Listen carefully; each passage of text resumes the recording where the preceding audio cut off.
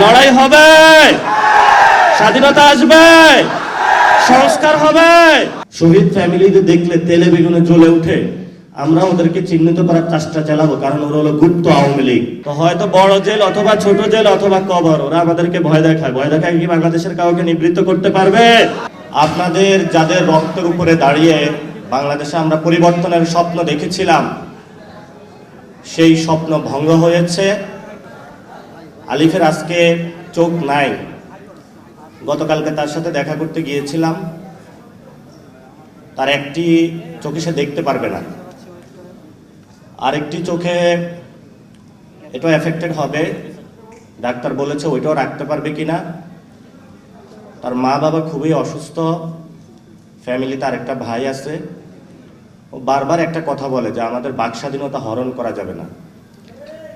আজকে আমি আলিফের প্রতি সহমর্মিতা জানিয়ে এখানে ব্যান্ডেজটা লাগিয়েছি বাংলাদেশকে দেখানোর জন্য যে যেখানে আমাদের একটি জুলাই সনদ বাস্তবায়ন হওয়ার কথা ছিল, যেখানে আমাদের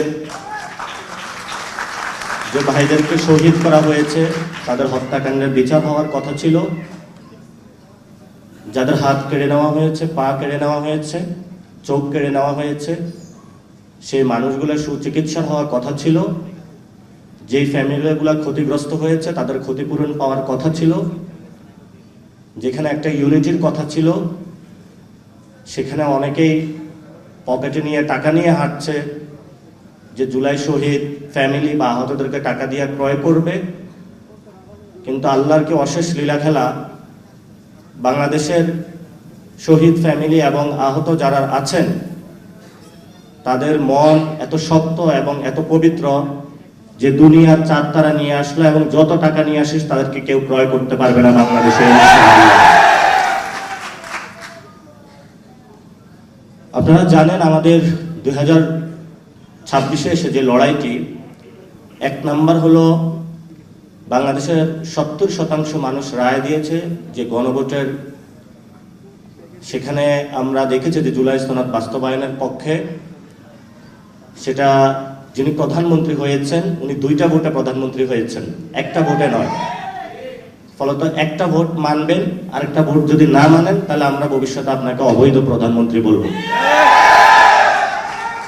এই জন্য বাংলাদেশে যে কোনো মূল্যে, যেহেতু জনগণ রায় দিয়েছে, এই জনগণ 2026-এ যে রায় দিয়েছে, 1971 সালের আগেও এরকম একটা রায় দিয়েছিল যে আমরা বৈষম্যের বিরুদ্ধে দাঁড়াচ্ছি, আমাদের ভাত রুটি রুজি কেড়ে নেওয়ার অনেকে চেষ্টা করছে।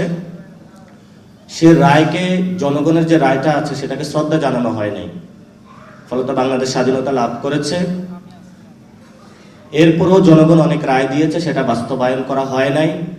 90-এ 3 দল মিলে একটা রূপরেখা চূড়ান্ত করেছিল, সেই চূড়ান্ত রেখাটাও বাস্তবায়ন করা হয় নাই। ফলত শেখ হাসিনা 17 বছর বাংলাদেশে ফেসিবাদী ব্যবস্থা চালিয়ে দিতে পেরেছিল। এবং সেখানের 90-এর যে আন্দোলনটা হয়েছিল, যদি 3 দলীয় রূপরেখাটা বাস্তবায়ন করা হতো তাহলে শেখ হাসিনা 17 বছর থাকতে পারতো না এবং আমাদের 1400 ভাইও শহীদ হইতো না, অসংখ্য মানুষের হাত পা চলে যেত না। এবং অবশ্যই বাংলাদেশে যেহেতু জনগণ 70% জুলাই সনদের পক্ষে রায় জানিয়েছে, আমরা তারেক রহমানকে বলবো জনগণের রায়ের প্রতি শ্রদ্ধা পোষণ করুন এবং জনগণের ভিত্তির উপরে দাঁড়িয়ে রাজনীতি করুন। যে জায়গায় আপনি বসেছেন এটা আপনার চেয়ার না, এটা বাংলাদেশের শহীদ এবং শহীদ ফ্যামিলি এবং আহতদের চেয়ার। সেই চেয়ার দ্বারা যদি তাদের গণভোটের রায় বাস্তবায়ন না হয় তাহলে যারা শহীদ ফ্যামিলি এবং আহতরা সেই চেয়ার আপনার থেকে কেড়ে নেবে ভবিষ্যতে বাংলাদেশে। 2 নাম্বার, বাংলাদেশে সংস্কার বাস্তবায়ন হতে হবে। কেন হতে হবে?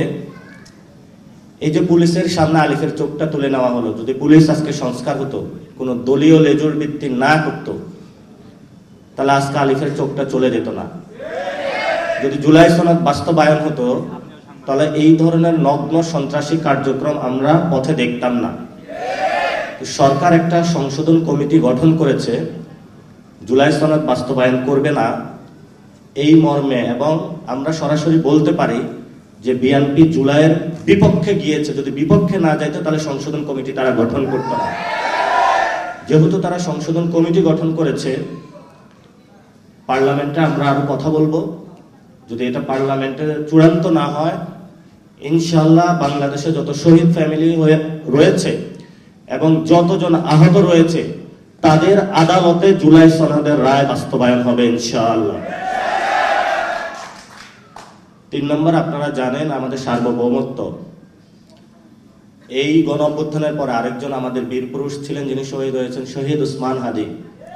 উনি বাংলাদেশের আজাদির পক্ষে কথা বলেছিলেন, সার্বভৌমত্বের পক্ষে কথা বলেছিলেন, যাকে দুনিয়া থেকে সরিয়ে দেওয়া হয়। এই মানুষটা বিচার করা হবে বলে প্রধানমন্ত্রী প্রতিশ্রুতি দিয়েছিলেন। 5 মাসে তার কোনো প্রতিশ্রুতির বাস্তবায়ন দেখি নাই এবং ভবিষ্যতে দেখব বলেও আমরা আশা করি না তার থেকে। যে মানুষগুলো আহত হয়েছে, শহীদ হয়েছে, সেই মানুষগুলোকে মুক্তিযোদ্ধা মন্ত্রণালয় ব্যবহার করে 71-এর মুক্তিযুদ্ধের পরে এই মন্ত্রণালয় ব্যবহার করে অনেক কারসাজি হয়েছিল। এখন আমি বিভিন্ন গ্রামে গিয়েছি, 1 মিনিটে শেষ করব।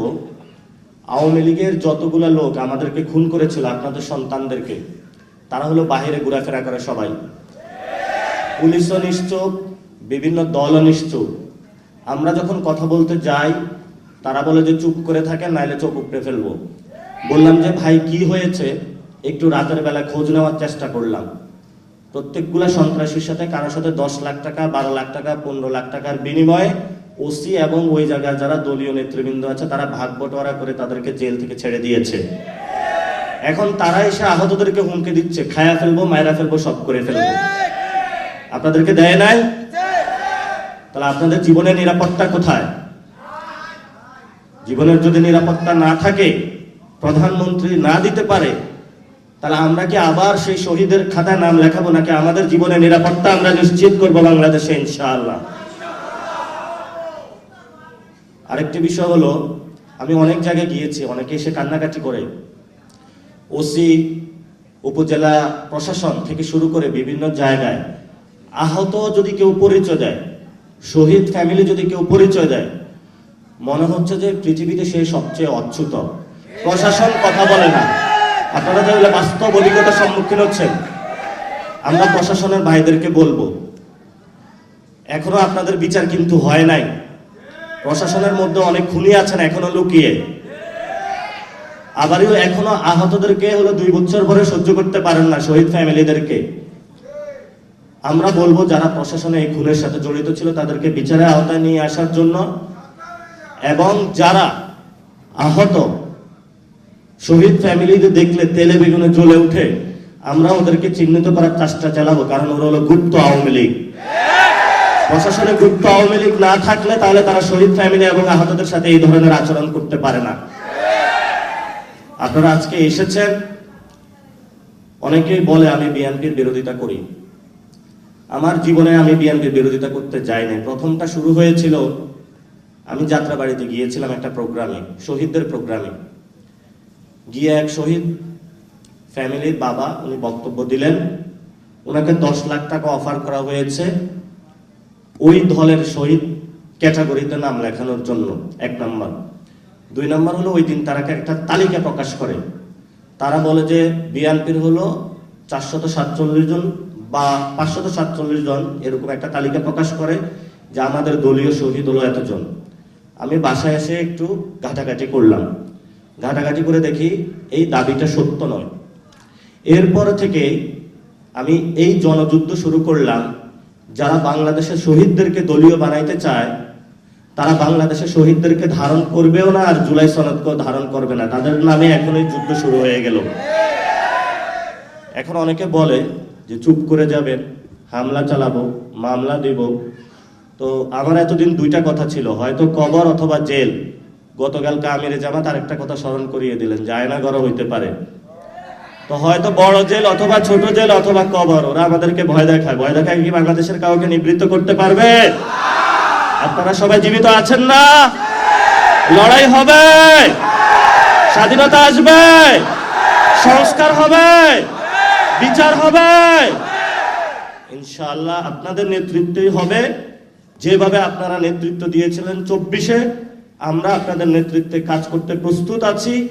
মাঠ ছাড়া যাবে না।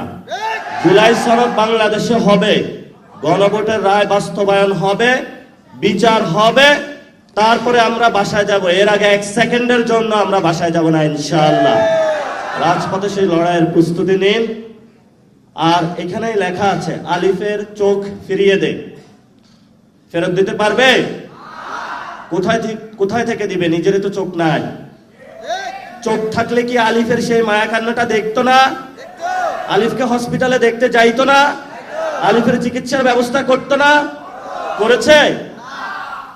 যার চোখ থাকে সে অন্যকে চোখ দিতে পারে। আমরা সরকারকে বলবো, আলিফের চোখ ফেরত দিন। আমরা বাংলাদেশে আর কোনো সন্ত্রাসী কার্যক্রম চাই না। বাংলাদেশে আপনারা যা করছেন, পুরো বাংলাদেশে এটা আইন শৃঙ্খলা আপনাদের হাতে তুলে দিয়েছেন। আমরা স্বরাষ্ট্রমন্ত্রীকে বলবো, আপনি যদি আইনের রক্ষক নাকি বক্ষক, এটা আমরা আপনাকে প্রশ্ন তুলতে চাই। পুরো বাংলাদেশে স্বরাষ্ট্রমন্ত্রীকে বলবো, এস আলমের পিছনে ঘোরাঘুরি না করে যারা আহত ভাই হয়েছে তাদের বিভিন্ন জায়গায় নিরাপত্তা দেন। যারা খুন করেছে, যে ব্যবসায়ী, আপনি তাকে নিরাপত্তা দেন। আর যে খুনি তাকে ছেড়ে দিয়েছেন, সে আইসা হলো আহতদের ধমক দেয়। এই হলো আপনার নতুন বাংলাদেশ, এই হলো নতুন সংবিধান। আমরা চাই বাংলাদেশটা পরিবর্তন হোক। এই পরিবর্তনের যাত্রায় আপনারা সবাই ঐক্যবদ্ধ থাকবেন। আমরা আপনাদের সন্তান হিসাবে আপনাদের প্রতিনিধি হয়ে কাজ করব, আপনাদের আন্ডারে কাজ করব। সবাই দোয়া করবেন। আসসালামু আলাইকুম রহমতুল্লাহ ওয়া বারাকাতুহু।